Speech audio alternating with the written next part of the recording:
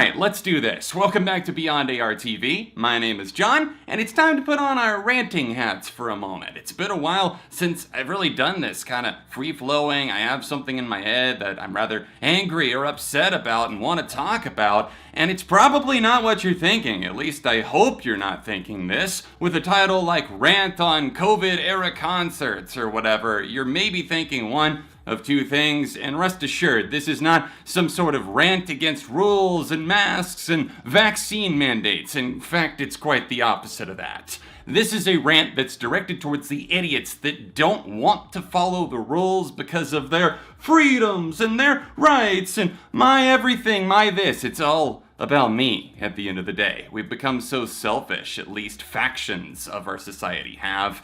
And primarily what I'm talking about here is, of course, focused in North America, the United States specifically. This is a mentality that I've been seeing pop up a lot in recent months, because with the return of live music, which is obviously fantastic, I've been to a couple of concerts myself, we've also seen the naysayers. And yes, that kind of comes on both sides of the fence, and we're going to talk about both sides.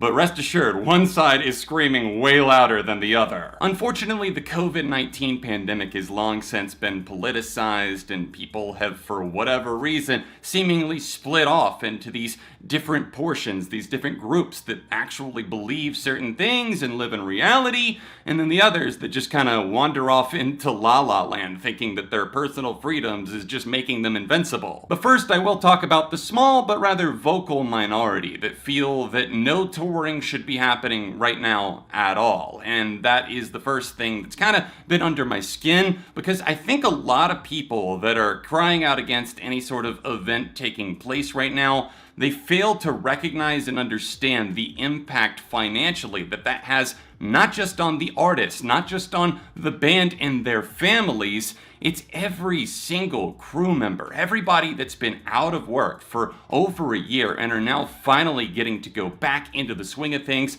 to provide again, to do their job, to put on these shows for you guys, because obviously the crew members, the sound mixers, everybody else that works to make an event happen, including the venue staff, those are the heroes that are carrying this on their backs. And to say that live music shouldn't come back, I mean, obviously there are safety protocols that are being forced into place, as they should be. I mean, rules happen for a reason. They keep people from getting hurt, just like you wear a seatbelt in a fucking car. With that being said, I do feel that there's a line in the sand. Like, if people are continuously, like, in your party, in your band, in your touring crew, if they're continuously, like, having people test positive for COVID, if things are just not looking like they're gonna work, if it's not meant to be, I do have a problem with the bands that are just trying to kind of force it and are giving people a less than positive experience or less than what they paid for. That's such a small part of it, though. That is not the focus of this rant. So from here on out, we're going over to the other side, and we're talking about the people that seemingly have a problem with every little thing that might just ever so slightly step on their freedom. As you probably well know at this point, no matter where you're living, if live music has returned in your country, then if it is happening, they're probably requiring one of like 2 or 3 different things. One could be a mandatory vaccine proof, and you have to show your vax card. 2, you might have to show proof of a negative lateral flow test or even a negative rapid test for COVID-19. And all of these are being enforced by big promoters from AEG to Live Nation, and also the independent venues. I mean, I know ones around here that are doing similar things. Masks for indoor shows, which makes sense because these are high levels of transmission. Basically, these are rules that seemingly make sense to us common folk, right?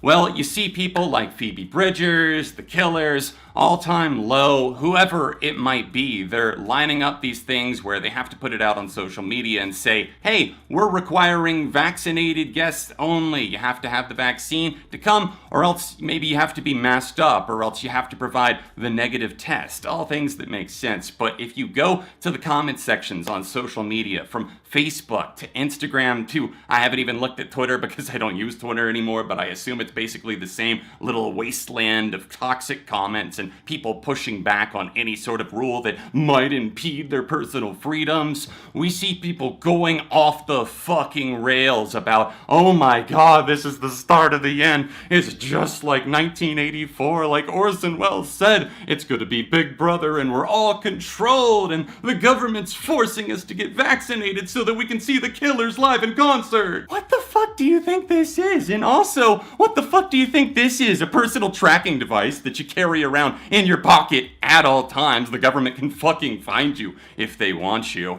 I'm not here to just rant about why you should get the vaccine, because obviously you fucking should, and this whole your body, your choice thing that they're trying to flip when that's been used as like a women's rights things is just kind of disgusting to me in the first place, and the fact that we even have to talk about this still is low-key, high-key infuriating. Would you go to a concert or a public event where you're going to be surrounded by hundreds, if not thousands, of other people if you knowingly had a virus, like you had strep throat even, or you've got the flu?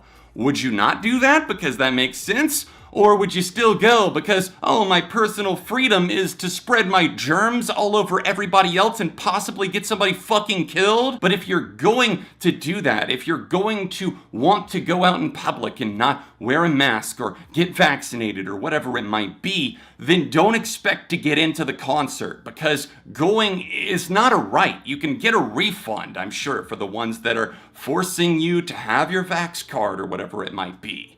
But there's also a time and a place to maybe reflect and look back inwards and say, maybe I'm the problem. Maybe these things that I get mad at, these requirements that I see day in, day out, and I'm just screaming about on social media and to my friends and to other people who don't care, maybe I'm the problem. Harry Styles, The Killers, Dead & Company, Phoebe Bridgers, the list goes on. Basically everybody now, as Live Nation is now implementing their requirements for either negative tests or vaccine proof.